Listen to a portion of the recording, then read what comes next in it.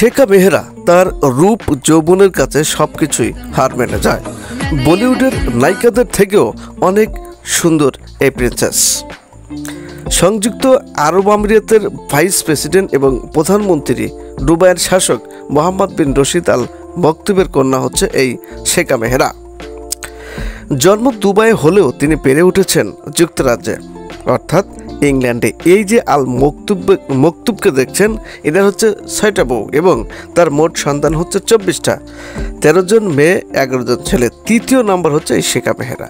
তার রূপ এবং যৌবনের কাছে সবাই হার মেনে যায়। আর তার রূপ যৌবন আপনার প্রত্যেকটা মানুষই কিন্তু আকৃষ্ট হয়। 1994 সালে আর তিনি এক রাতের জন্য কত টাকা চার্জ করেন সে বিষয়ে আমরা আলোচনা যাব। তার আগে তার পার্সোনাল বিষয় কিছু জেনে আসে। 1994 সালে 26শে ফেব্রুয়ারি শেখা মেহরা জন্মগ্রহণ করেন। প্রাথমিক শিক্ষা সমাপ্ত করে তিনি লন্ডনে চলে যান। তিনি লন্ডনে আন্তর্জাতিক সম্পর্কে স্নাতক ডিগ্রি অর্জন করেন।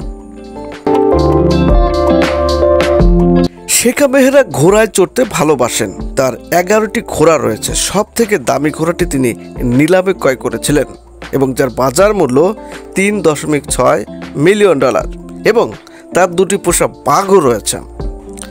তার সম্পদের পরিমাণ জানলে আপনার চোখ মাথায় উঠে যাবে।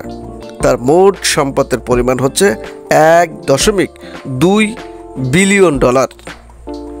এখন আপনারা জানবেন যে আসলে তার চার্জ কত। আপনার 75